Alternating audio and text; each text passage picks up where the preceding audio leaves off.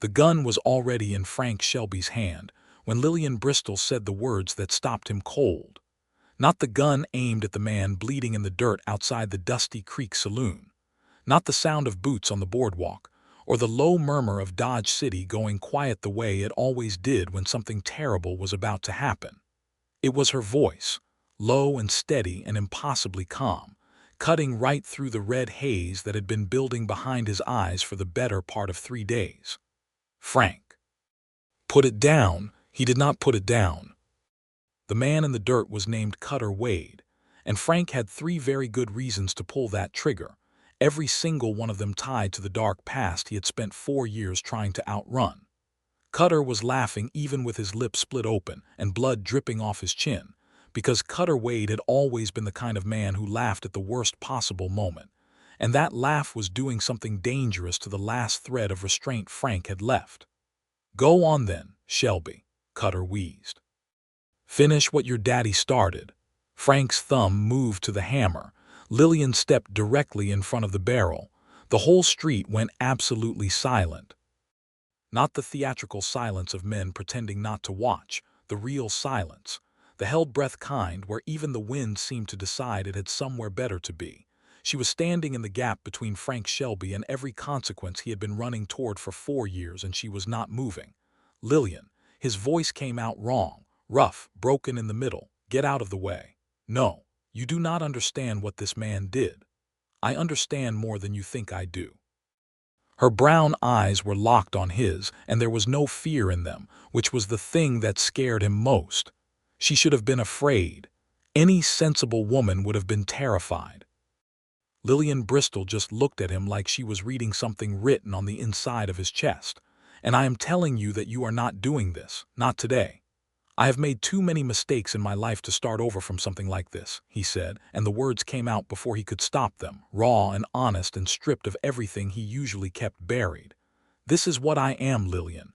This is what I was always going to come back to." She took one step closer, then another, until the barrel of that gun was almost touching the buttons of her dress, and her voice dropped low enough that only he could hear it. "I am not asking you to start over, Frank Shelby. I am asking you to keep going from exactly where you stand." The gun came down. It came down slowly, the way things fall when they have been held up for too long by sheer stubborn force of will, and when the hammer eased back into place and the Colt dropped to his side, Frank felt something shift in his chest so dramatically that for a moment he thought he might actually be sick.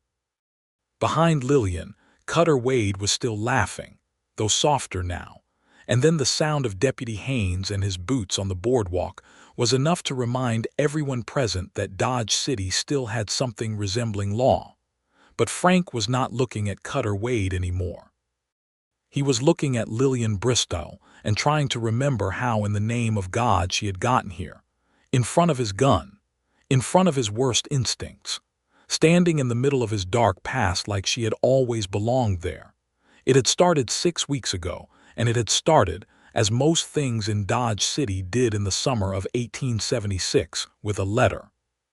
Frank Shelby had arrived in Dodge City, Kansas, in March of that year, which made him one of the slightly less desperate class of men who had not followed the cattle drive north from Texas.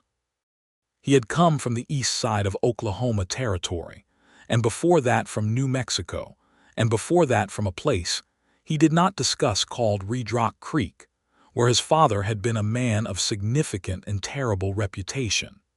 He was 31 years old, broad-shouldered, and possessed of a face that had been described by the postmaster's wife as handsome in a way that looked like it had been through something.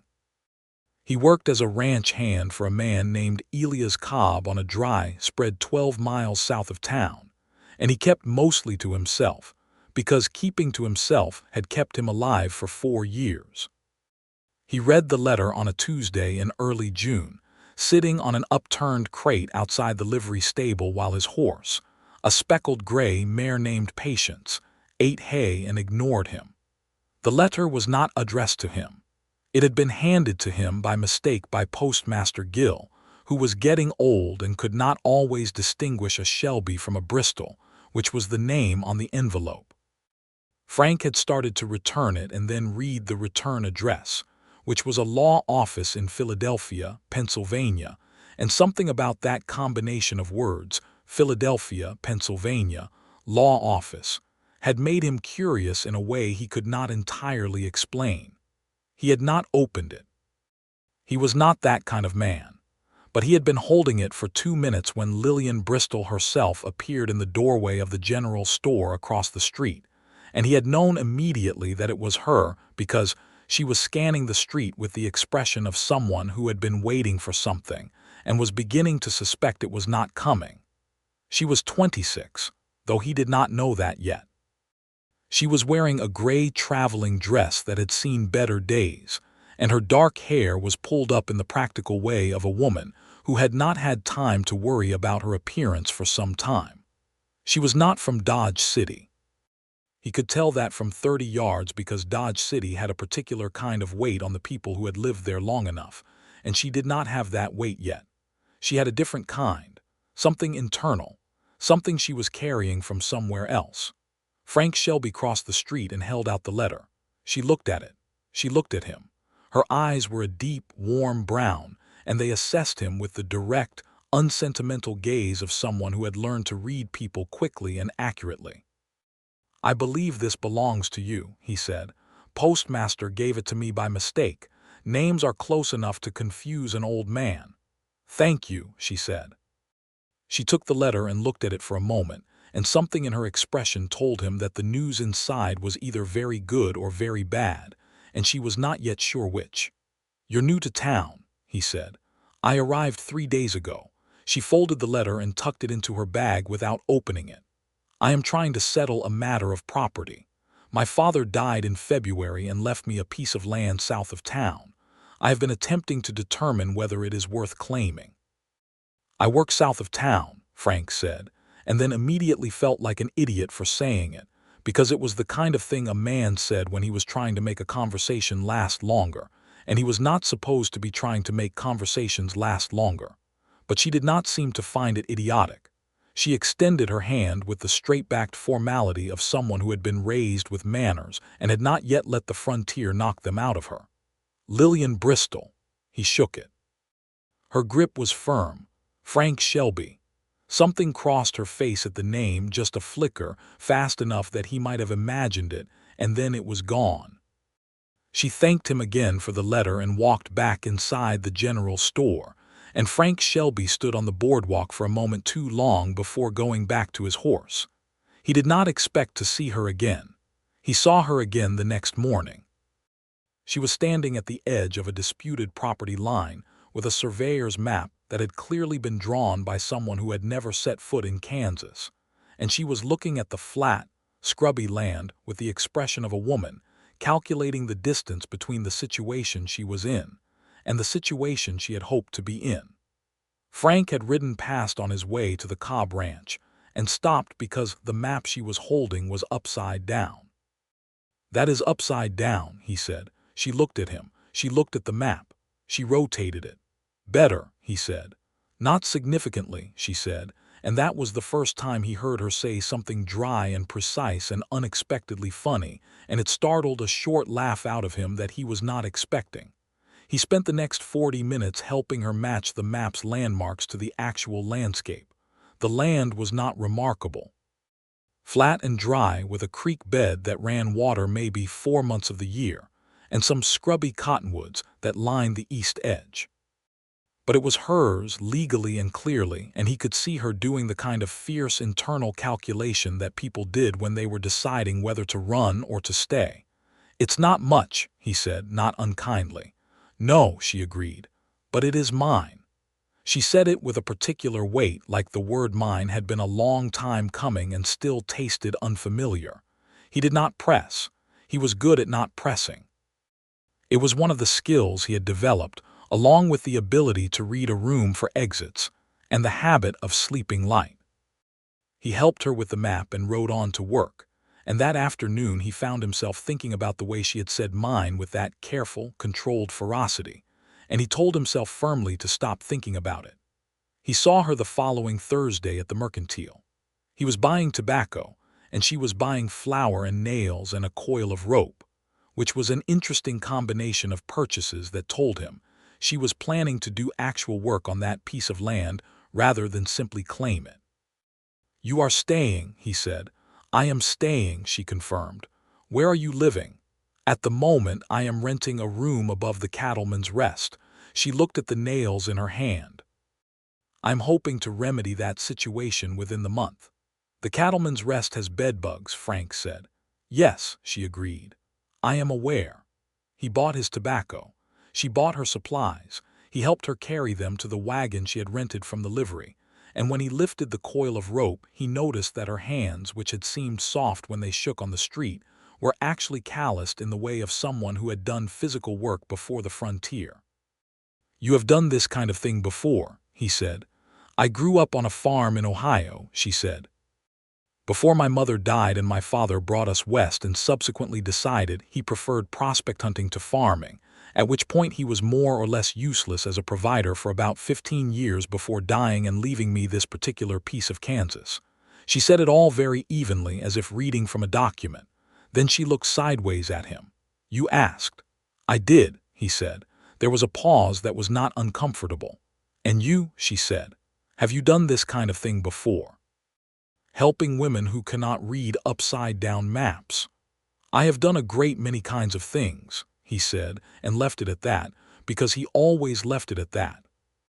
But he rode out to her land 2 days later. Technically, he was heading to the Cobb Ranch, and technically her land was on the way, or close enough to the way that a man who was not doing what he was doing would not have ridden that route, and found her attempting to repair a portion of the property's existing fence line with the determination and the wrong tool.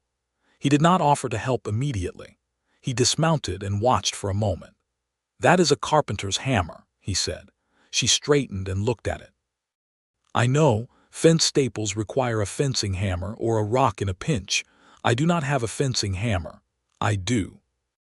He retrieved it from his saddle bag, because he was a man who carried a fencing hammer as a matter of practical habit, and spent the next hour working beside her on the fence line. She was not a woman who talked to fill silence, which he appreciated enormously. She worked steadily and competently, and only asked questions when she needed information rather than company.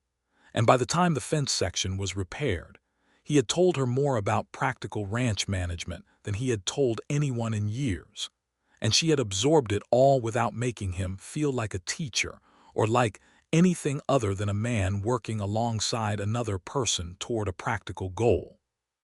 They sat on the fence at the end and shared the water from his canteen because hers had run dry. "Why Kansas?" he asked, which was the thing he had been not asking for a week. She looked at the flat horizon. "Because my father's land was here, and because I needed to go somewhere where no one knew me well enough to have a fixed opinion of me." He understood that so completely and immediately that it sat in his chest like something physical. "Philadelphia," he said, remembering the return address on the letter. A small, controlled expression crossed her face. "I was married," she said, 3 years ago. The marriage was a mistake. I corrected it through legal means available to me in the state of Pennsylvania, which were limited and required a great deal of documentation and cost a great deal of money and resulted in a great deal of opinion from a great deal of people." She paused. Kansas seemed preferable. He said nothing for a moment. Then, "The letter from the law office, confirming the final settlement of the divorce." She looked at him levelly. "I am a divorced woman. I am telling you this directly because, in my experience, it is better to establish these things before they become a source of drama." "It does not change anything," Frank said. She looked at him steadily. "Doesn't it?" "Not for me," he said. And he meant it, which was perhaps the first completely unguarded thing he had said to another person in longer than he could easily calculate. The sun was going down behind them in the way it did in Kansas in June, all copper and rose and vast indifferent sky, and Lillian Bristol sat on the fence rail and did not say anything else for a moment, and neither did he. And it was the most comfortable silence Frank Shelby had experienced in a very long time. He was back the following week. And the week after that, not every day. He was careful about every day. but often enough that Elias Cobb, who was not an unobservant man for all that he looked like a weather-beaten post, mentioned it with a meaningful lack of anything in his voice one afternoon while they were branding. "That Bristol woman is setting up something serious out there," Elias said. "She is," Frank agreed. "Capable woman. She is." Elias was quiet for a moment. "You are riding past her land about 4 times a week. It is on the way." Elias did not say anything else, which was somehow worse.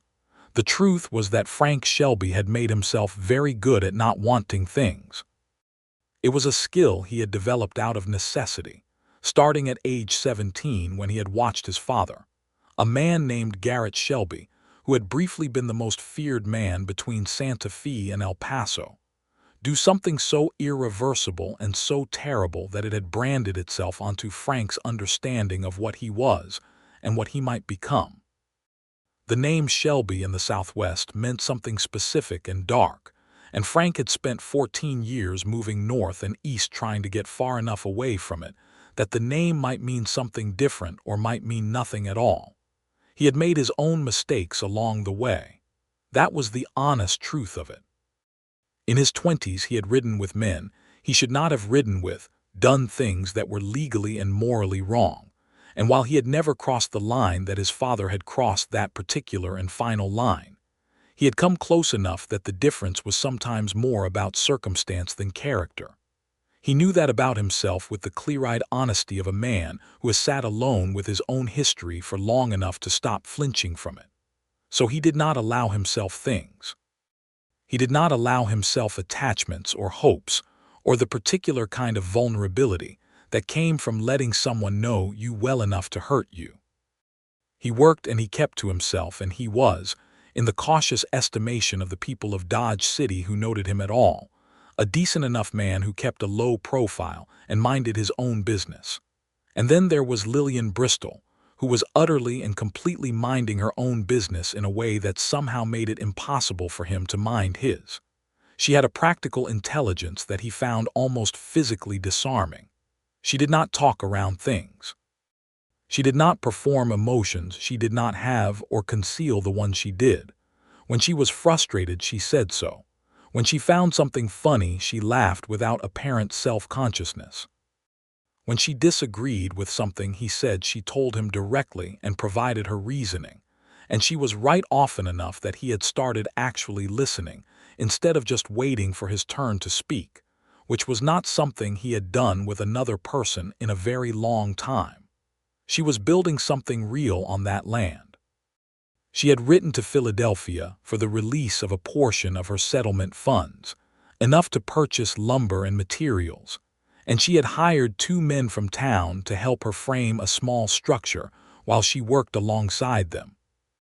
Frank, arriving one Thursday to find the framing going up, had a long conversation with her about the structural logic of what they were building, and then had come back the following 2 Saturdays and worked on it himself. And this had happened so naturally and incrementally that he had not quite noticed it becoming a pattern until it already was one. He noticed it specifically on a Saturday in mid-July when he arrived at 7 in the morning with a brace and bit he had borrowed from the Cobb Ranch for the window frames, and found that she had made coffee and left a tin cup set out on the fence post nearest the gate, as if she had simply assumed he would be coming. And he had looked at that tin cup and felt something in his chest that was so inconvenient and so undeniable that he had to stand very still for a moment before he could go forward. That evening, after the work was done and they were sitting on the unfinished step of her half-built house eating dried apples and drinking the rest of the coffee, she looked at the darkening sky and said, without particular emphasis, "I think I might like this place." "It's a good piece of land," he said. "I didn't mean the land." She looked at him just briefly. Just a glance, but it was direct and honest and held something in it that was not quite asking and not quite telling, but somewhere in the significant middle. Then she looked away. Frank spent the entire ride back to the Cobb Ranch talking himself out of the thing he was talking himself into. It did not work. He knew it had not worked on the Sunday morning when he woke up thinking about the way she had looked at the darkening sky, and he lay in his bunk in the ranch hand's quarters and tried to construct a reasonable argument for why the thing that was happening should stop happening. And the argument kept running into the same problem, which was that every reason he could think of came back to him and not to her, and it felt dishonest to dress up his own damage as concern for her well-being. He was a Shelby. He had a past. He had made choices he could not unmake. He had a particular kind of darkness in him that he had learned to manage, but had not yet managed to be rid of.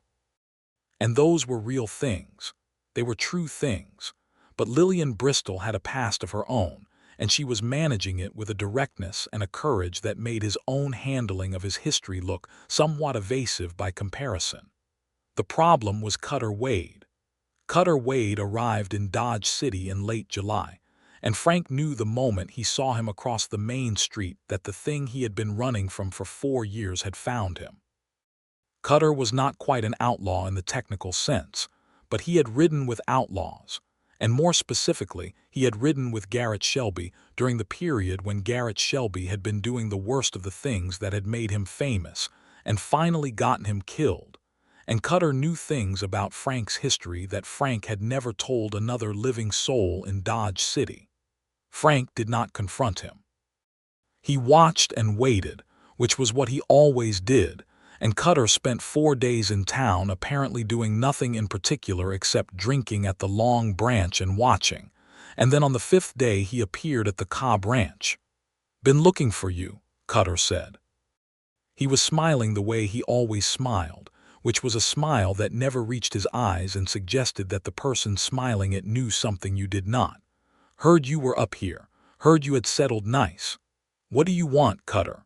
"Just to talk, for old time's sake." He looked around the ranch yard with the elaborate casualness of a man who wanted you to think he was relaxed.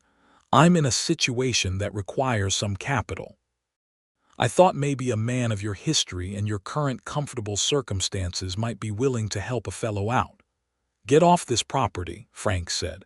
Cutter smiled more broadly.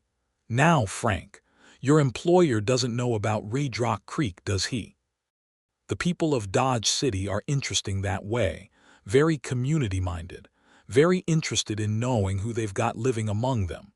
The conversation had gone from there. Frank had said no. Cutter had left without escalating further, which was almost worse because it meant he was biding time. Over the following week, Cutter had been seen in various parts of town asking questions, and Frank had watched the shape of what was coming the way. A man watches a storm forming on the horizon, and made the decision not to tell Lillian any of it, which was the wrong decision, and he knew it when he made it. He made it because there was a hidden motive beneath the practical one. The practical reason was that he did not want to frighten her or complicate her settling process. The hidden reason was that he did not want her to look at him with the knowledge of Red Rock Creek and have the thing between them, which was still unspoken, but was also the most alive he had felt in 4 years, go cold. Lillian found out anyway. She found out because she was a woman of considerable intelligence in a small town, and Cutter Wade was not subtle, and the postmaster's wife, who knew everything, had mentioned to Lillian in passing that a man who appeared to know Frank Shelby had been asking about his past, and Lillian had put together what she already half knew about Frank's cautiousness and his silences, and the particular way he sometimes looked at a door or a window like he was calculating distances, and had drawn a conclusion that was accurate enough. She came to the Cobb Ranch on a Wednesday, which was not one of the days Frank usually saw her, and she found him in the barn repairing a bridle and said, straight into the middle of things the way she always did, "Who is Cutter Wade and why is he asking about you?" Frank set the bridle down. He told her. Not all of it, not the deepest part, not the final specific shape of what he had done and not done at Red Rock Creek, but enough. He told her that his father had been Garrett Shelby of New Mexico Territory, which he watched her recognize without visible alarm. He told her that he had ridden with some of his father's associates in his early 20s during a period when his judgment had been poor and his options had seemed limited. He told her that Cutter Wade was one of those associates who had acquired some knowledge of that period and was intending to leverage it for money. Lillian listened without interrupting. When he stopped, she was quiet for a moment, and he watched her face do the thing that faces did when they were processing information that changed the shape of something, and braced himself. "What is it that he actually knows?" she asked. Frank hesitated. Then, "When I was 23, I was present during a robbery. A bank in Red Rock Creek. I did not participate actively in the robbery, but I was there and 2 men were hurt and I did not stop it." He paused. "I have told myself for years that I could not have stopped it. I still do not know if that is true or if it is something I tell myself because the alternative is harder to live with." Lillian was quiet for a longer moment.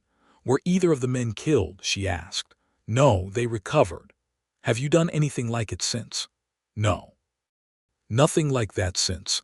I walked away and I kept walking." He looked at his hands. "I am not proud of who I was. I am not entirely sure I am proud of who I am, but I am not that man anymore." "Then Cutter Wade has a story about a man who no longer exists," Lillian said, and her voice was precise and clear and matter-of-fact. Frank looked at her. "It is not that simple," he said. "I did not say it was simple," she said. "I said it is what it is. A story about someone you used to be." She met his gaze steadily. "I told you I was a divorced woman and you told me it did not change anything. I am offering you the same courtesy." "That is not the same thing," he said. "No," she agreed. "What you did was more serious, but the logic is the same. People's histories are not always clean, Frank. Mine is not clean. Yours is not clean. The question is what you do next." He wanted very badly to believe her. He also knew that it was not that simple, not because of Lillian but because of Cutter, who was still in town and still a problem, and because of the particular trap his own nature set for him when things started to go well, which was the trap of expecting them to fall apart and sometimes pushing in that direction himself to get it over with. "You should be careful about me," he said. It came out not as a warning but as something more honest than a warning. As a confession. Lillian Bristol looked at him for a long, level moment. "I am careful about everything, Frank Shelby," she said. "It is not the same as being afraid of it." She left, and he stood in the barn with the unfinished bridle and the shape of something that felt dangerously close to hope, which was the most dangerous thing he knew. Cutter escalated the following week. Frank came back to the ranch hand's quarters one evening to find a note on his bunk.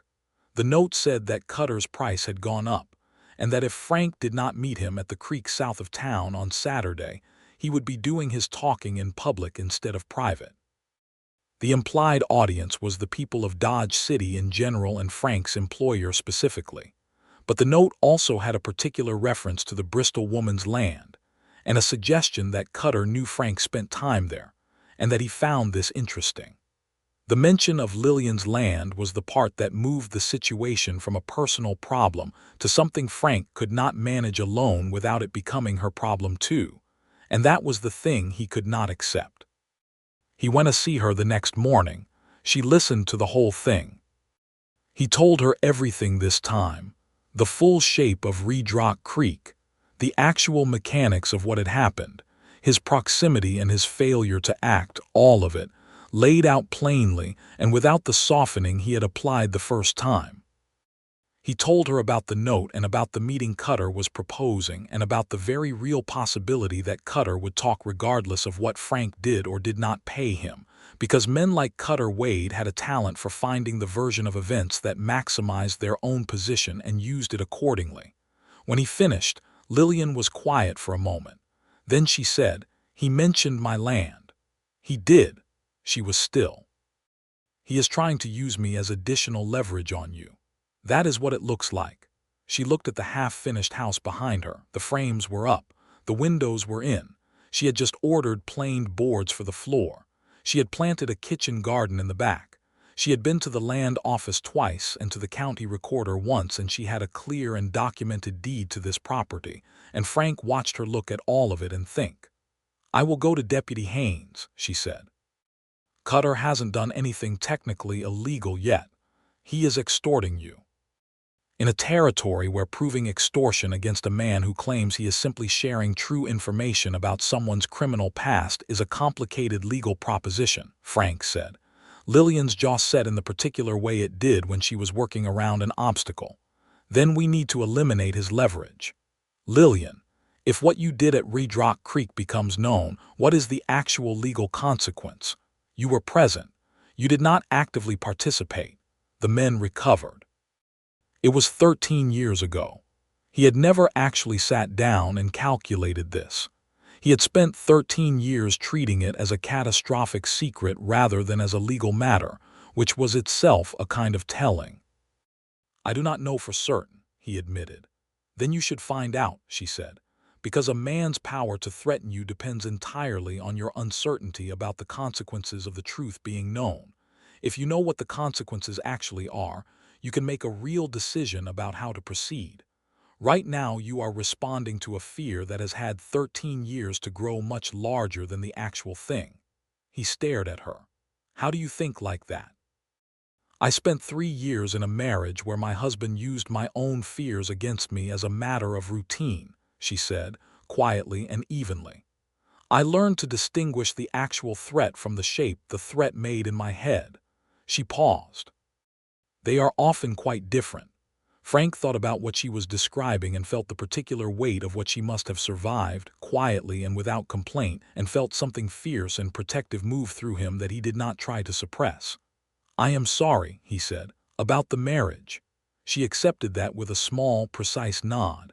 It is past, but it taught me some useful things. She looked at him directly. Find out your actual legal exposure, then decide. He went to see the lawyer in Dodge City, a man named Theodore Marsh who handled land disputes and occasionally criminal matters, and was known for discretion. The conversation was illuminating. The situation was, as Lillian had suggested, considerably less catastrophic than the shape it had taken in Frank's imagination.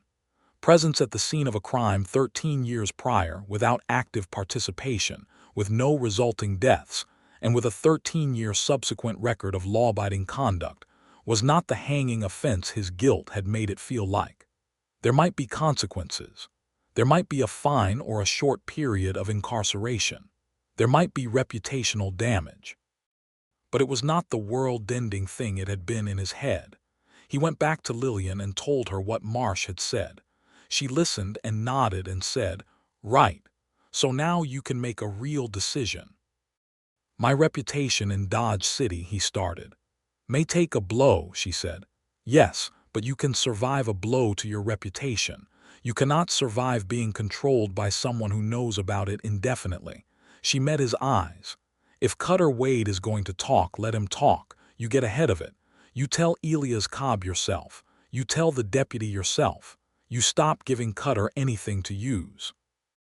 It was the cleanest, most strategically sound piece of advice he had ever received, and he knew it immediately. You are remarkable, he said, and then looked slightly surprised at himself for saying it out loud. Something shifted in her face. Not the controlled, practical expression she usually wore, but something warmer and less guarded. She looked at him for a moment without speaking. I'm just practical, she said. No, he said. You are both. The silence that followed was a different kind of silence than the comfortable working silences they usually shared. It had more in it, more weight, more of whatever the thing between them actually was, which he was running out of ways to pretend was only friendship and practical partnership. Frank, she said carefully. I know, he said, do you?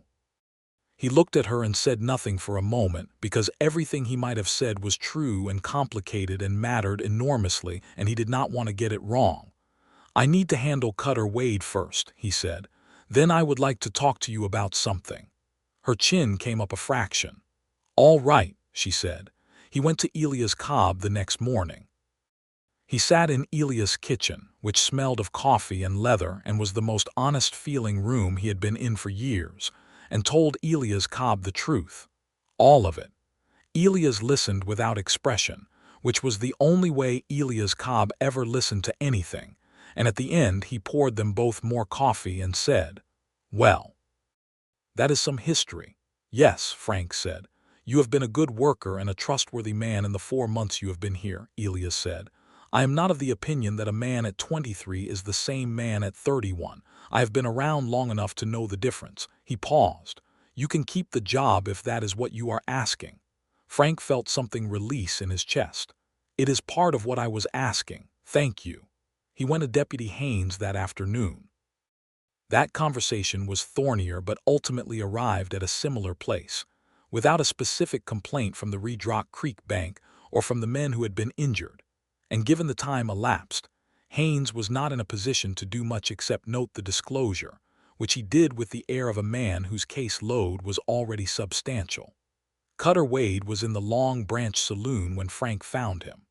Frank sat down across from him and told him calmly, and without anger, that the leverage was gone. That Frank had told his employer and the deputy, and that the consequences had been significantly less than Cutter had been banking on. That there was nothing further Cutter could threaten him with. Cutter's smile went thin and cold. "You think that's how this works," Cutter said. "That is how it is working," Frank said. "Right now." The moment stretched. Cutter was the kind of man who read situations with the accuracy of someone who made his living in them, and Frank could see him calculating the cost of escalation, the profit potential, the risk. Cutter had other irons in other fires. He was not so invested in Frank specifically that he would take significant risk for the satisfaction of it. "You always were smarter than you looked," Cutter said. "Get out of Dodge City," Frank said. "Go wherever you are going next. There is nothing here for you." Cutter was gone by the following morning. Frank should have felt straightforwardly relieved. He felt relieved, certainly, but underneath it was the thing that had been building since Lillian had stepped in front of his gun. Not yet, because that happened later. The moment with the gun was still ahead of them, though it was coming, and more immediately, since she had told him to find out his actual legal exposure, and he had, and it had changed everything. He felt the particular fear of something good that he had not let himself have in a long time. He went to her land on a Saturday morning in early August and found her planting the last of her kitchen garden in the warm, flat Kansas light, and she stood up and brushed dirt from her hands and looked at him with that direct, warm, careful gaze, and he said, "Cutter Wade is gone." "Good," she said. "I spoke to Elias and to the deputy." "I know. Elias Cobb's wife told the postmaster's wife, who told me yesterday." A slight smile. "Small town. Very small town." He stood for a moment. "I told you I wanted to talk to you about something." "You did." "I am not good at this," he said. "I know," she said. "Neither am I, but you can say the thing anyway." He looked at her in the morning light, in her working dress with her dark hair pinned up and her hands still dusty from the garden, standing in front of the house she was building herself on the land she had claimed herself, and he said, "I have not let myself want things for a long time. I stopped because I believed it was safer for me and for anyone nearby. I still believe there is some truth in that. I am not a simple man or a particularly easy one." "I did not say I was looking for simple or easy," Lillian said. "I know what I am," he said. "I know where I come from. I know what I have done. And I have told you all of it, which I have not done with anyone else in a very long time. And the reason I told you is because you make me want to be honest in a way that I cannot explain and am not willing to argue with any more." He paused. "I would like to court you, if you are willing, in whatever way makes sense to you." The wind moved the Kansas grass, and somewhere a meadowlark made its particular bright sound, and Lillian Bristol looked at him for a long, clear moment. "I am willing," she said. They did not say anything else about it for a while.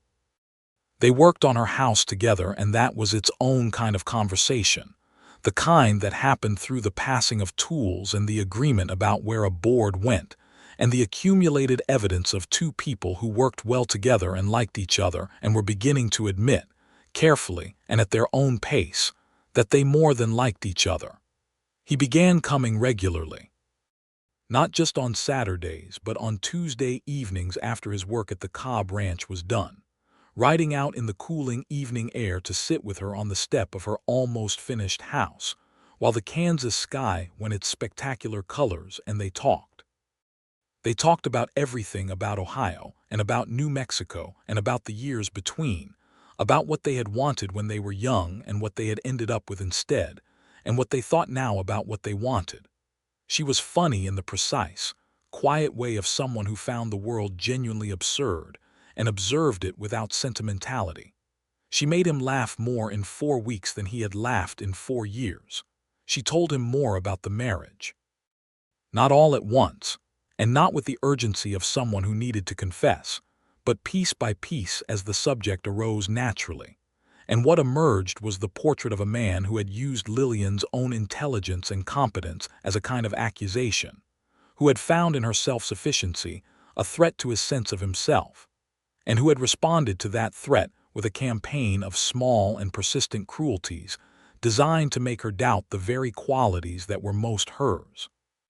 She had stayed 3 years and left at the first moment the leaving was legally and practically possible, and had not looked back, but the marks of it were there in the precise care she took before trusting anyone, and in the way she sometimes caught herself explaining herself when no explanation was needed, as if preempting an objection that was not coming.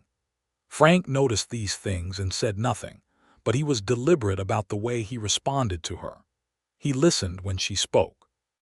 He did not dismiss her opinions. He did not make her responsible for his emotional state. He told her directly when he was concerned or when he disagreed, and he did not couch those things in blame. He was not perfect at any of it.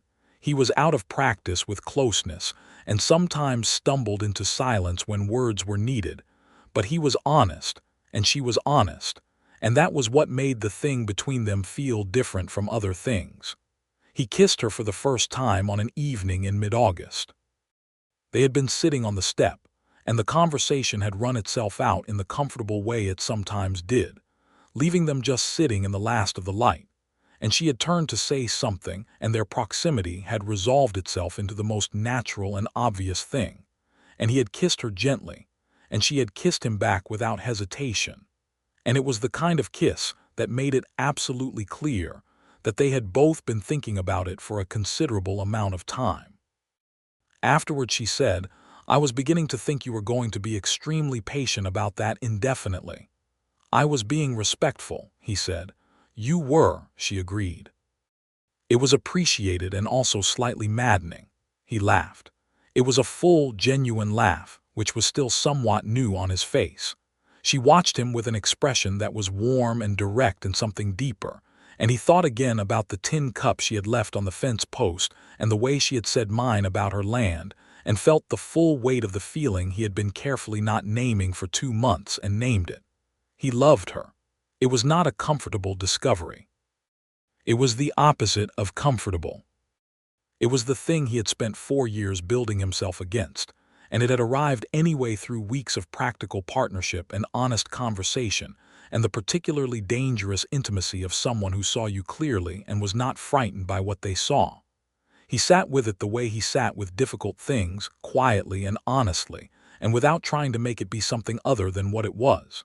He did not tell her yet. He thought she might know. He thought she felt something similar. But he had made his share of assumptions about people's feelings and been wrong, and he was not going to be careless with this. What he did not account for was Cutter Wade coming back. Cutter returned to Dodge City in late August with a different angle and a different partner. A man Frank did not recognize who appeared to be a genuine outlaw, rather than Cutter's particular variety of opportunistic schemer. The partner's name turned out to be Roy Baines, and Roy Baines had an outstanding warrant from the territory of Colorado, and a temperament that Cutter, in his absence, had apparently decided to leverage into something more dangerous than blackmail. Frank did not know about Roy Baines for 3 days. He found out when Lillian told him, because Lillian had seen them together at the far edge of her property line looking at her land with a particular quality of attention that was different from the attention of men who were just passing through, and had noted it and filed it and ridden to the Cobb Ranch to tell him. "Your friend has come back," she said, "with someone." Frank said something under his breath. Then, "I need to go to Haynes." "I already have," she said. "I went this morning." I described the second man, and Haynes recognized the description, and looked considerably more alert than he had during our previous conversation.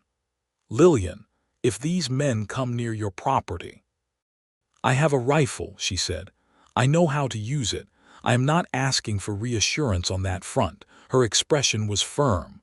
"But I thought you should know, and I thought we should think together about what they want." What they wanted, it turned out, was a complicated variant on the original plan.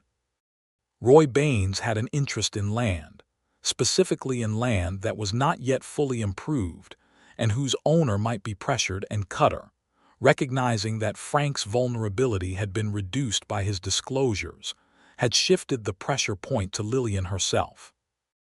The idea, as Frank and Deputy Haynes pieced it together over the next several days, was to claim a debt from Lillian's father that predated her ownership, a fraudulent debt but plausible enough to take to a sympathetic judge, and use the threat of a lien against her property to force a sale at a below-market price.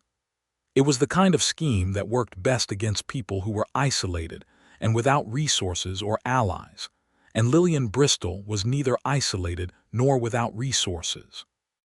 She had Theodore Marsh the lawyer. She had Deputy Haynes, who now had the genuine interest of a man pursuing an outstanding warrant. She had her Philadelphia lawyer's confirmation of her father's free and clear deed transfer, and she had Frank.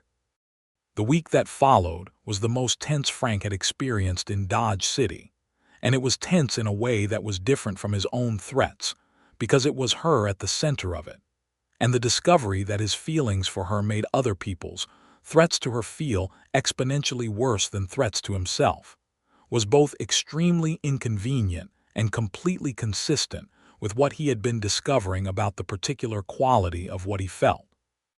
He was at the Dodge City Sheriff's office with Deputy Haynes on the morning Roy Baines and Cutter Wade made their move. Baines had gone to the land record's office with a fabricated document, and one of the clerks, who had been quietly briefed by Marsh, had sent word immediately. Haynes had Baines in custody within the hour. Cutter ran. Cutter ran, which was what Cutter always did when things went wrong, but he ran in the wrong direction, straight into the main street of Dodge City, where he encountered Frank Shelby coming from the sheriff's office, and the confrontation had been fast and ugly. Cutter had said something Frank would not repeat to Lillian later, something about her specifically, designed to produce exactly the reaction it produced, and Frank had hit him hard enough to split his lip and put him in the dirt. And that was the moment. That was the moment where Cutter was laughing in the dirt, and the gun was in Frank's hand, and Lillian Bristol was standing in front of the barrel saying she was not asking him to start over. She was asking him to keep going from exactly where he stood. The gun came down. Deputy Haynes arrived and took custody of Cutter Wade, who had, in addition to his history as an accessory in a variety of schemes, a warrant of his own from New Mexico territory that had just been telegraphed in response to Haynes's inquiry. Cutter Wade was going to jail, not because of Frank Shelby, and not because of whatever the gun might have done, but because Deputy Haynes had done his job and the law, such as it was in Dodge City in 1876, had moved in the correct direction. Frank Shelby stood on the main street of Dodge City with the Colt back in his holster and looked at Lillian Bristol. She looked at him with the same expression she had worn in front of the gun barrel, steady and clear, and without any of the anger or recrimination he might have expected. "Are you all right?" she asked. "Are you?" he said. "I am fine," she said. "I am asking about you." He was quiet for a moment. The street was recovering its noise around them. A wagon passed. Two men resumed a conversation outside the hardware store. The particular theatrical silence had released, and Dodge City was being itself again. "I almost did something I could not have come back from," he said. "But you didn't," she said, "because you stepped in front of a gun. Because you put it down," she said. "I gave you a reason to stop. You stopped. That is yours, Frank, not mine." He looked at her. She was infuriating and magnificent and entirely unlike any person he had ever known, and he was so completely in love with her that it had moved past being inconvenient into something that felt, for the first time in a very long time, like a foundation rather than a threat. "I told you I had made too many mistakes to start over." he said. "And I told you I was not asking you to start over." "You did." He took a step toward her. "I have been thinking about that." "Have you?" "You said to keep going from exactly where I stand." He was close enough now that he had to look down to meet her eyes. "I would like to know where you think that goes." Lillian Bristol looked up at him in the middle of the main street of Dodge City, Kansas, in the late summer of 1876, with all her precise, practical, undeceivable intelligence in her eyes, and said, "I think it goes somewhere good if you are willing." "I am willing," he said, using her own words back at her deliberately, and watched the corner of her mouth move. He kissed her in the middle of the main street, which was somewhat uncharacteristic for a man who had spent 4 years ensuring that no one paid him any particular attention. But he found he did not care, and the handful of people who witnessed it had the good sense to mind their own business, or at least to pretend to. The months that followed were the best Frank Shelby had experienced in his adult life, which he acknowledged to himself with the wariness of a man who had learned that good things could end, and also with the deliberate decision to accept that possibility as the price of the good thing, rather than using it as a reason to deny the good thing existed. He proposed to Lillian Bristol in October, not with ceremony or performance because neither of them were those kinds of people. He proposed while they were finishing the interior walls of her house, and he had thought about it for 3 weeks and had not found a perfect moment because there were no perfect moments in the practical business of building something, only real ones, and this was a real one. He set down the hammer and said, "I would like to marry you." She set down her paintbrush. She looked at him for a long moment. He watched her check the truth of it, not doubting him, but doing the honest internal accounting that she did with everything important. "You are sure?" she said. "Not a question exactly. I have been sure for some time," he said. "I have been finding reasons to wait for the right moment and have concluded that there is no right moment, there is just the moment." "This is a fairly paint-spattered moment," she said. "It is," he agreed. She was quiet for another second, and then she said, "Yes." Just the one word, clear and unambiguous, and she was smiling in the way she rarely smiled in public openly, and without the careful guard she usually maintained. And he crossed the room and held her face in his hands and kissed her with everything he had been carrying since June, and she put her hands over his and kissed him back with the same complete honesty she brought to everything else.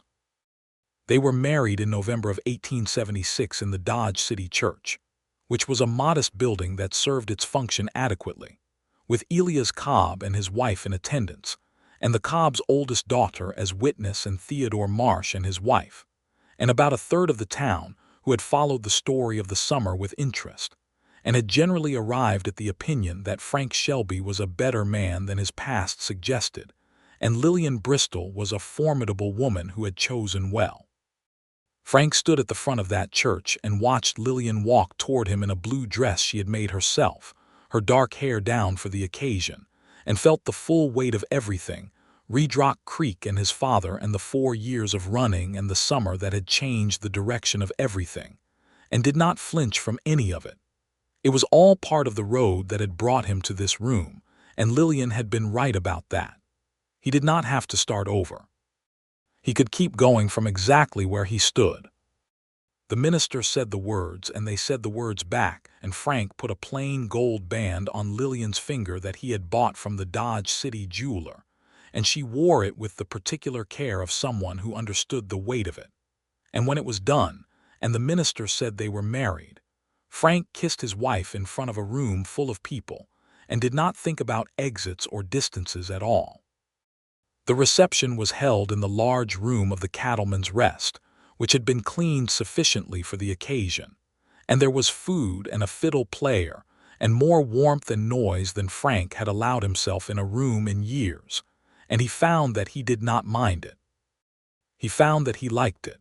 He found that Lillian's hand in his and the sight of her laughing at something Elias' wife said, and the uncomplicated fact of being in a room full of people who meant him no harm, was something he could receive without armoring himself against it.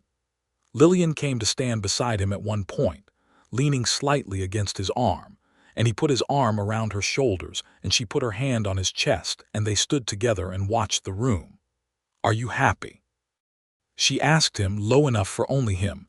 He thought about the word.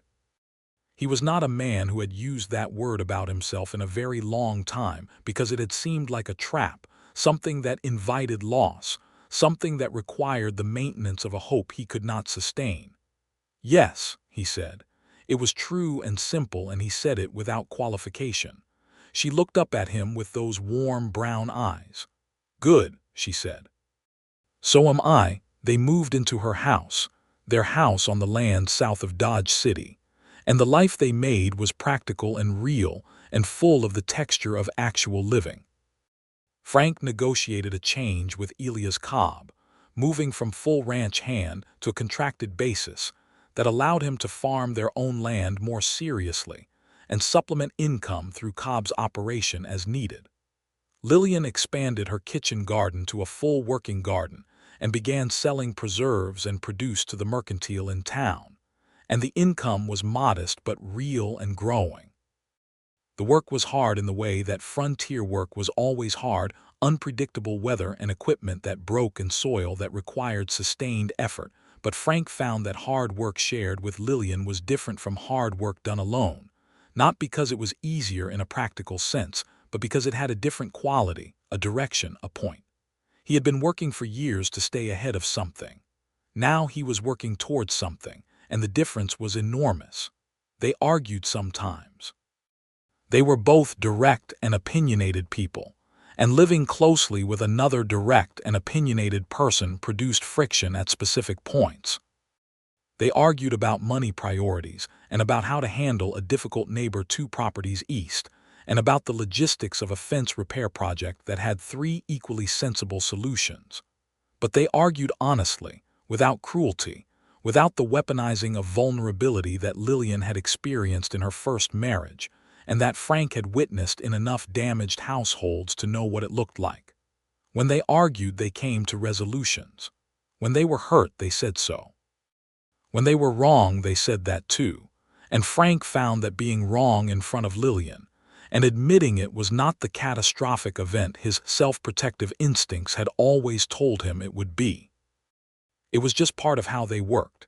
He told her he loved her for the first time in December, which was later than it might have been but felt correctly timed. They were sitting by the iron stove in the main room of the house, evening light outside and the Kansas cold pressed against the windows, and she was reading and he was mending a harness, and the simplicity of the moment was so complete that the words arrived naturally and without drama. "I love you," he said. She looked up from her book.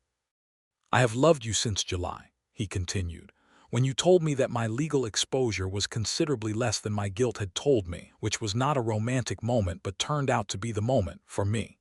Lillian set her book down on her knee and looked at him with an expression that was warm and direct and moved in a way she did not always let him see. "I have loved you since the fence," she said. "The first time we sat on the fence rail together." He looked at her. "That was June." "I know when it was," she said. "You loved me for months before you said anything." "You loved me for months before you said anything," she pointed out.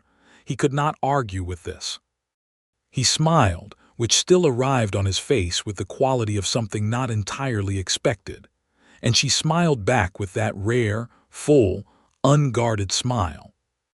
And he crossed the room, and she set the book aside entirely, and he sat beside her, and she leaned her head against his shoulder, and he put his arm around her, and they stayed like that while the stove ticked, and the Kansas wind moved against the house, and everything outside was cold and vast and indifferent, and everything inside was warm and small and entirely theirs. In the spring of 1877, Lillian told Frank she was expecting a child. She told him in the early morning, in the kitchen while he was having coffee before heading out to start the early chores, and she said it straight and plain the way she said everything, watching his face carefully for the reaction. He set the coffee cup down. He looked at her for a moment, this woman who had stood in front of a gun barrel for him, who had told him his past was smaller than his guilt had made it, who had said she was not asking him to start over, who had sat on his fence rail in June and laughed at the absurdity of a map that needed to be rotated, who had been his equal partner in every practical and emotional sense for the better part of a year. He crossed the kitchen and took her hands. "Are you well?" he asked, meaning the practical thing, her health, her body, the early stages. "I am well," she said. "I feel well. I have felt unwell in the mornings, but I am told that is common." "It is," he said, drawing on the limited but real knowledge he had accumulated from years around ranching families. Then, "Are you?" He stopped. He was trying to ask whether she was happy about it and not quite finding the shape of the question. She read him the way she always did. "I am glad," she said. "I did not know if I would be or if I was ready to be, but I am." He squeezed her hands. "So am I," he said. He was more than glad. He was terrified, which was the honest companion of the gladness, because here was a new and complete vulnerability, a person who would be entirely dependent on them, and who he would love without any of the armor he had spent his adult life cultivating. He was going to love a child, and he was not going to be able to stop. He found this prospect both frightening and absolutely acceptable in a way that told him something important about how thoroughly Lillian had changed the equation. The pregnancy was without serious complication. Lillian was strong and practical, and took the physical changes with the same unsentimental attention she brought to everything. Frank hovered in the ways she allowed and stayed back in the ways she preferred, and learned to read the difference, which was its own education. The baby arrived in November of 1877, a boy, strong and indignant about the whole business from the first moment, and they named him James after nobody in particular, but because they both liked the sound of it, and because it was simple and solid and did not carry anyone else's history. James Shelby was the most astonishing thing Frank had ever seen. He held his son for the first time and felt the full collapse of every defense he had ever constructed, and rather than being terrified by this, though he was, somewhat, he found it clarifying. This was what everything had been for. Not the mistakes or the running or the years of careful distance, but the arriving at a place where this was possible. A house he had helped build, a woman who knew his worst and stayed anyway, a son with a clean slate and a whole life ahead of him. He looked at Lillian, who was exhausted and radiant in the particular way of a woman who has just done the most difficult physical thing a person can do, and said, "He is perfect." "He is very loud," she said. "That is probably your contribution." "I am not loud," Frank said. "You are when you are surprised," she said. "He seems to be a person who is frequently surprised by things. He will have to grow into that." Frank laughed and she laughed, and James expressed his opinion of the laughter by expressing himself more forcefully, and it was exactly as imperfect and wonderful as real things are. The years settled into the shape of a real life. Frank and Elia's Cobb formalized their arrangement in 1878, with Frank taking a partial stake in a smaller connected operation that freed him to develop his own property more fully. Lillian's garden became a genuine commercial enterprise. She was selling regularly to the mercantile and to the Long Branch, and had made contact with a provisioner in Kansas City. And by 1879, they had improved the house with an additional room and a proper front porch, and a well that did not require them to haul from the creek. James grew into a quiet, observant child with Lillian's precise intelligence and Frank's habit of watching before speaking. He was followed in 1880 by a daughter, Clara, who was the temperamental opposite, loud and physical and curious about everything within reach, and several things not yet within reach, but clearly on her list. The house filled with the particular noise and clutter of children, and Frank found that the noise and clutter he had spent years protecting himself from was in fact entirely bearable when it was his own. He thought about his father sometimes. He thought about Garrett Shelby and the particular darkness that had made Frank's early life what it was, and about whether it was genetic, whether it was inherited, whether he carried it and might pass it to his children. He thought about it the way he thought about Red Rock Creek, honestly, and without the flinching that added suffering to the weight of the thing. He had done something bad. His father had done something worse. And he, Frank Shelby, was building something on the other side of those things that was good and solid and real. He was not his father. He had proven that not by being perfect, but by the sustained daily choice to be honest, to stay, to work, to love the people in his life with the full attention they deserved rather than the protected fraction he had once thought, was all he could safely offer. Lillian knew when he went quiet with this particular kind of quiet. She had learned his silences the way he had learned hers, by paying attention over a long time. One evening in 1879, when James was almost 2 and sleeping and they were sitting on the porch in the summer evening, she said, "You are thinking about him." "Sometimes," he said. "What do you think about?" He was quiet for a moment. "Whether I am like him." She looked at him with those steady, warm, clear eyes that had seen him completely from almost the beginning. "You are not," she said, not quickly or reassuringly, with conviction. "You didn't know him." "No. But I know what a man who operates from the same place looks like. I was married to a version of it." She paused. "The difference is not that you don't have darkness. The difference is what you do with it. You could have pulled that trigger, Frank. You chose not to. You helped me choose. I gave you a reason," she said. "You made the choice, and you have made that choice 100 times since in smaller ways, and you do it every time. That is the shape of who you are, not Garrett Shelby." She took his hand. James Shelby's father. He looked at their joined hands and at the Kansas evening and at the dark that was gathering at the edge of the horizon the way it did, vast and ordinary, just the end of one more day.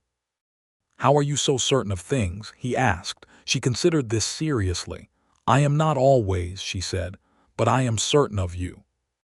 I decided to be very early, and I have found that the evidence has continued to support the decision, which makes the certainty easier." She squeezed his hand. "Also, you are not difficult to read when you are doing your best. You have a face that gives you away. People used to tell me I was impossible to read. They were not paying close enough attention," she said simply. He raised her hand and pressed his lips to it, and she leaned into his shoulder, and they sat on the porch of the house they had built together while the Kansas dark came on, and the stars appeared one by one in the enormous sky. And inside the house, their son made the small breathing sounds of a sleeping child, and everything was, as close as anything real can be, exactly right. By 1881, the Shelby operation south of Dodge City was modest but thriving.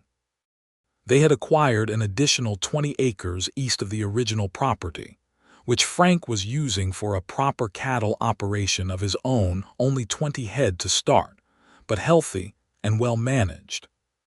Lillian's provisioning business had expanded further, and she had taken on a part-time helper, a young woman named Me who had come to Dodge City with her family, and was sharp and reliable, and quickly became something between an employee and a protege.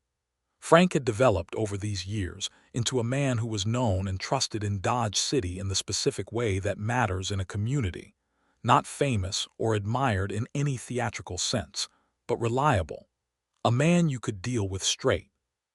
His reputation as Garrett Shelby's son had surfaced briefly, as he had always known it would, and had been met by enough counter-evidence from enough people.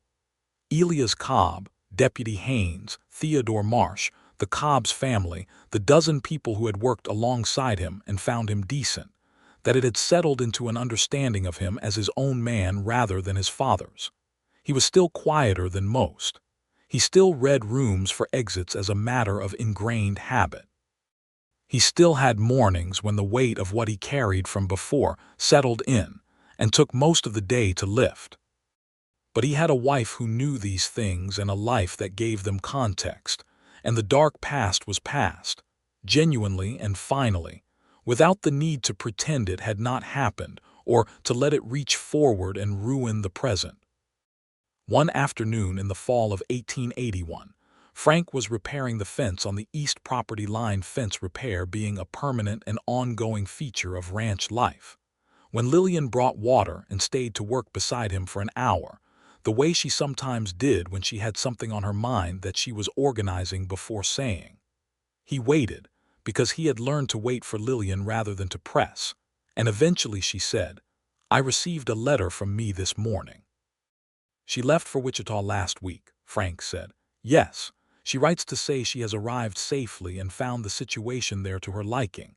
Lillian paused in her work. She also mentioned that Wichita is growing quickly and that there may be opportunities there for commercial provisioning that exceed what is available in Dodge City. Frank set down his fencing hammer and looked at her. Are we talking about moving to Wichita? I am talking about the possibility, she said. It may be premature. I want to think about it carefully. She met his gaze. What is your thought? He looked at the land around him, his fence and his cattle and the house he could see in the middle distance. The cottonwoods along the creek, the flat Kansas horizon he had looked at every day for 5 years. I think, he said slowly, that this land is ours and it has been built on and it has been good. And I think that if there is a real opportunity in Wichita that would change things for us and for the children, that is something worth investigating. He paused. What does your instinct say? She was quiet for a moment. I think we have built something solid here. And I think solid things can sometimes be picked up and moved if the foundation is in the people rather than the place. The foundation is in the people, Frank said with certainty. She smiled. Then let us think about it. They thought about it through the winter, exchanging letters with me and with a commercial contact Lillian had in Wichita. And by the spring of 1882, the shape of the opportunity was clear enough to take seriously. Wichita was growing, the cattle trade having shifted focus, and there was a genuine opening for the kind of provisioning operation Lillian had developed. Frank's cattle operation could be expanded on land he had identified near Wichita at a price that made economic sense. They sold the Dodge City property in June of 1882 to a family named Hartley, who were the kind of people you hoped would get a good piece of land, and packed what they had and moved west. The Wichita house was larger than the Dodge City one it needed to be, with James nearly 5 and Clara 2 and another one coming. The provisioning business, with Lillian's established contacts and me's help, was operational within 4 months. Frank's cattle operation took longer to settle, but by the following spring was running at the scale he had planned. In December of 1882, Lillian gave birth to their second son, whom they named Thomas. Thomas was darker-haired than James and took after Frank in the particular way of a child, who copies the person they most admire, following his father around from the moment he could walk with a focused devotion that Frank found both enormously moving and occasionally inconvenient when Frank was trying to work. Life in Wichita was fuller and louder than life in Dodge City. The town was bigger and faster moving, and had more of everything, more commerce and more conflict and more people of every description. Frank had to recalibrate his habitual watchfulness for the new environment, and occasionally the old instincts fired in response to situations that turned out to be ordinary, and he and Lillian would have the quiet conversation about it afterward that they had learned to have without the self-recrimination on his part and the over-reassurance on hers. They were honest with each other, even when it was difficult, especially when it was difficult. There was an evening in the spring of 1883 when Frank came home late from a difficult day involving a cattle dispute with a neighbor and a conversation with a man from his past, not Cutter Wade, someone else, less threatening but still carrying the weight of who Frank had been. And he was quiet over dinner and remained quiet after the children were in bed. And finally Lillian said, "Tell me." He told her. The whole shape of it, the man and the memories he had brought with him and the way it had sat on Frank for the entire afternoon. And Lillian listened without interrupting and then said, "Does this man pose a threat to our family?" "No," Frank said. "He is not that. He just reminded me of things I would rather not be reminded of." "Then you have had a difficult day," she said simply, "and you will sleep and tomorrow will be a different day." "That is not very profound," he said. "It does not need to be profound," she said. "It needs to be true." He looked at her across the kitchen table in the lamplight, his wife of 7 years, the mother of his children, the woman who had stood in front of his gun barrel and told him to keep going from exactly where he stood. And the love he felt was not the dramatic, urgent thing it had been in the beginning, which was not to say it was smaller. It was different. settled and rooted and woven through everything, the way a thing becomes when it has been lived in rather than only imagined. "I love you," he said, as simple as it had been the first time in December by the stove. "I love you," she said. "You have fixed things in me," he said. "I need you to know that I know that." She shook her head. "I have loved you and told you the truth about yourself and refused to stand aside when you were about to do damage. You fix things in yourself. With your help." "With my help," she conceded, "which is available to you indefinitely." She reached across the table and covered his hand with hers. "That is part of the arrangement." He turned his hand over and held hers. Through the 1880s, the Shelby family grew and settled and prospered in the measured, working way of frontier families who had built on real foundations. James grew into a quiet, serious boy who loved books and asked excellent questions, and showed every indication of being the kind of person who would go further than his parents had gone. And Frank and Lillian both felt the particular pride and poignancy of watching a child's horizon form itself in ways that exceeded your own. Clara was fierce and physical and interested in horses with a devotion that Frank found entirely understandable. And by the time she was 7, she could ride better than most grown men on the property, which Lillian observed with calm pride, and which Frank observed with a combination of pride and the resignation of a father who has realized his daughter is going to be fine, but is going to give him years of terrified admiration in the process. Thomas was the quietest and possibly the funniest of the three, with a dry, precise wit that reminded Frank disconcertingly of Lillian, and was deployed most effectively at family dinners at ages when children were not supposed to be capable of it. They had one more child, a daughter, born in 1886, whom they named Ruth, after Lillian's mother, and who was from her first moments the most peaceful of the four, as if the family had settled into itself enough by then to produce a child who arrived without the urgency of someone who needed to establish their place in the world. Frank turned 40 in 1885 and Lillian 35, and they marked both occasions with the practical, slightly unsentimental warmth that was characteristic of them, which in Frank's case involved Lillian giving him a new saddle that she had ordered from a saddle maker in Denver, and that was the finest piece of tack he had ever owned, and in Lillian's case involved Frank arranging, through a complicated series of letters, a visit from her only surviving sister, Margaret, who had remained in Ohio, and whom Lillian had not seen in 8 years, and the reunion between the two sisters was so clearly and completely joyful that Frank spent most of it quietly making himself useful in other rooms and feeling the particular satisfaction of a man who has given someone they love exactly the right thing.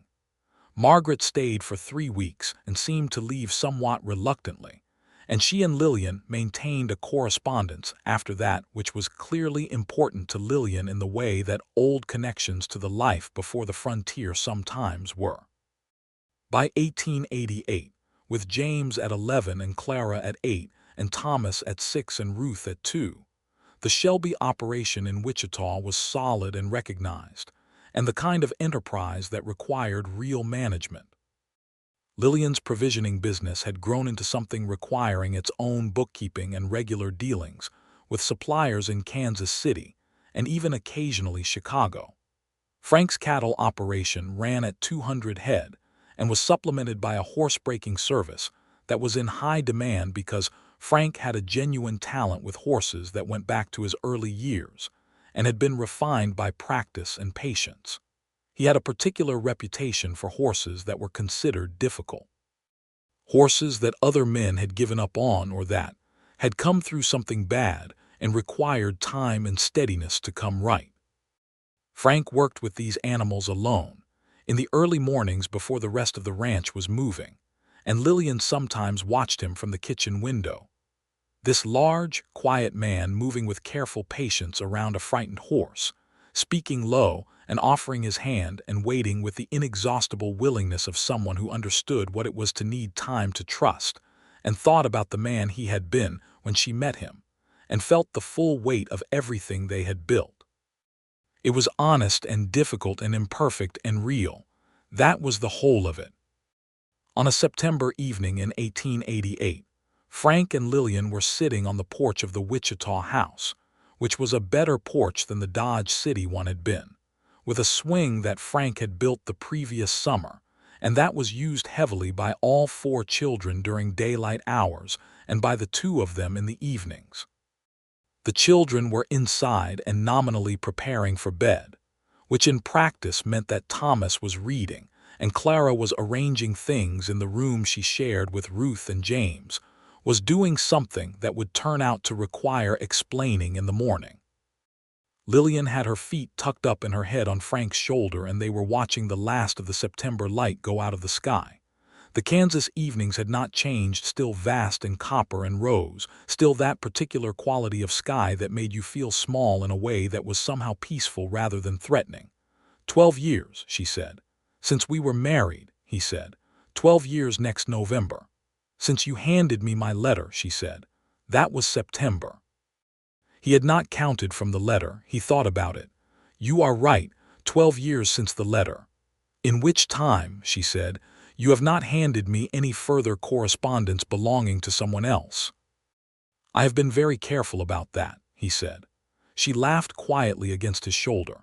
He thought about September of 1876 and the woman with the upside-down map and the word mine said with that particular ferocity, and about the gun in the street and the barrel pointing at nothing because she had stepped in front of it and told him to keep going from where he stood, and about everything that had been between those 2 points and after them.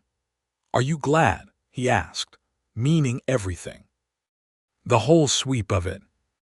She lifted her head and looked at him, and the last of the evening light caught her face, older than it had been, with the fine lines of a woman who had worked hard in the sun and laughed and worried and lived fully, and her eyes were the same warm, direct, undeceivable brown they had always been. I am glad, she said, meaning everything back. He put his arm around her and she resettled against him, and the Kansas evening came on fully around them, the first stars appearing in the enormous sky. And inside the house, one of the children said something, and another one answered, and there was a sound of feet on the floorboards and the ordinary music of a family living its life. Frank Shelby sat in the September evening with his wife beside him and his children inside, and everything he had built with his own hands, and the whole of his dark past behind him where it belonged, and felt something that had taken him the better part of his adult life to earn and the better part of 3 decades to understand. He was not starting over. He had never needed to start over. He had only ever needed to keep going from exactly where he stood, and the woman beside him had known that from the beginning, and had stood in front of his worst self and said so, and everything else had followed from that single moment of grace offered and accepted. The stars came out one by one, and the Kansas wind moved through the September grass, and Frank Shelby, who had once been Garrett Shelby's son, and a man with too many mistakes to count and a gun in his hand in the middle of a street, held his wife in the evening dark and breathed and was, as completely and simply as it is possible for a flawed and honest person to be, at peace.